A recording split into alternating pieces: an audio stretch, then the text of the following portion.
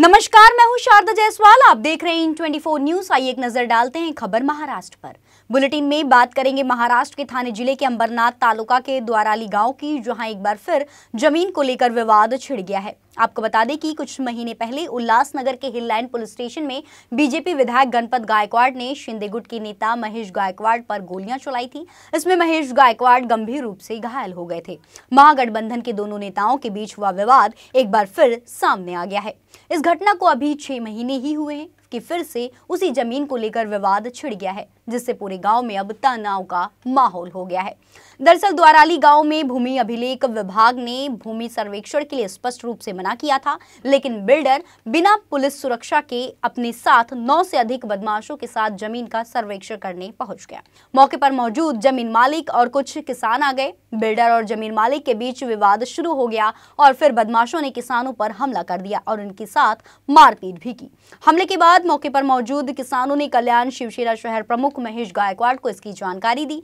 फौरन महेश गायकवाड़ अपने साथियों के साथ मौके पर पहुंचे और बदमाशों को पकड़कर पुलिस के हवाले कर दिया। वहीं पुलिस ने इस मामले में अब तक 10 आरोपियों को गिरफ्तार कर लिया है और आगे की जांच शुरू कर दी गई है। द्वाराली गांव आरटीओ ऑफिस, इस जगह पे जमीन मोजमाप के कारण के ऊपर से 2 गट में मारामारी हुई है और उसको 2 गट के लोगों पे कार्रवाई चालू है। कार्रवाई होने के बाद उसकी पूरी मालूमात आपको दी जाएगी।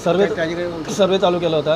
आम्ही त्यांना आडवायला गेलो होतो, त्यांनी आम्हाला मारहाणाचे हे करले आणि वरून रिव्हॉल्वर पण काढलं होतं, काही हत्यारे आणले होते त्यांनी, त्या लोकांनी आम्हाला करायला। कोण होती ती?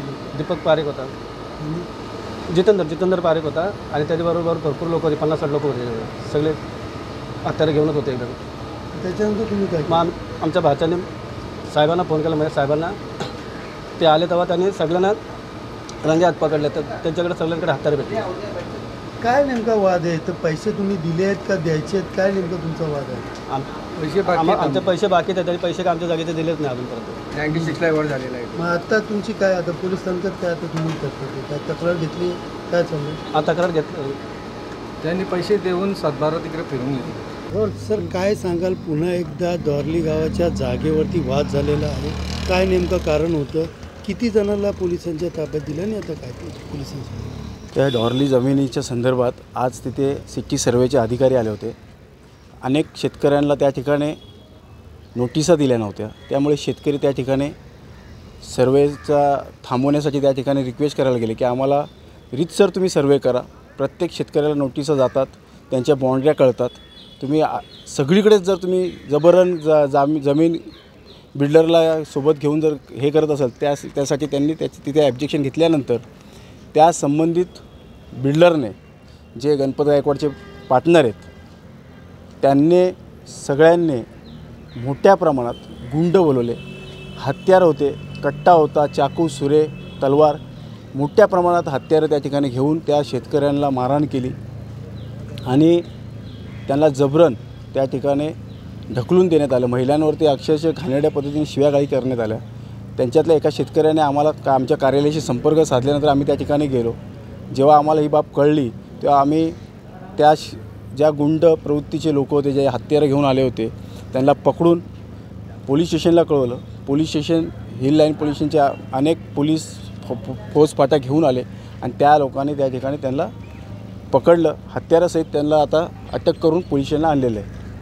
आता न्यायालयामध्ये हा प्रकरण सुरू आहे, पुन्हा एकदा सर्वे होतो आणि ते पण पोलीस बंदोबस्तमध्ये सर्वे झाला का, काय नेमकं प्रकार? पोलीस अतिशय दबावामध्ये, कारण की या माझ्यावर जो हल्ला झाला त्यातले अनेक आरोपी, जो गणपत गायकवाडचा मुलगा आहे वैभव गायकवाड, तो ह्या हद्दीमध्येच फिरतो आहे खुलेआम। तो त्याच्यासोबत कुणाल पाटील, त्यांचा अजून एक अजून एक असे 3-4 आरोपी अजूनपर्यंत खुलेआम फिरत आहेत। त्यामुळे त्यांना कोणत्याही प्रकारची पोलिसांची धास्ती राहिलेली नाही। ते खुलेआम गुंडेगिरी करतायत, त्याचं एक उदाहरण मिळालं। पोलिसांनी तत्काळ जर त्यांना अटक केली तर असे गुन्ह्यांना आळा नक्कीच बसेल। त्यामुळे पोलिसांना माझी रिक्वेस्ट आहे, आपण जे फरार आरोपी आहेत त्यांना साधा, त्या लोकांनी आरोपी जे फरार आहेत त्यांना साधं फरार घोषित केलेलं नाही। म्हणजे एवढे प्रेशरमध्ये पोलीस आहेत, पोलिसांसोबत एवढा मोठा राजकीय दबाव आहे, त्यामुळे पोलिसांचा नाईलाज होतो आहे। आत्तासुद्धा त्या आरोपींना अनेक आरोपी त्या ठिकाणी पळून गेले। कोणाचा दबाव आहे, काय कोणावरती आरोप आहे तुमचा? राजकीय दबाव आता म्हणजे पोलीस कोणाच्या दबावाखाली काम आता करतात? कोणत्या दबावाखाली राजकीय दबाव पोलिसांमध्ये कोण वापरत असेल हे जग जाहीर आहे. त्यामुळे पोलिसांनीच ह्याच्याबद्दल जी ठोस कारवाई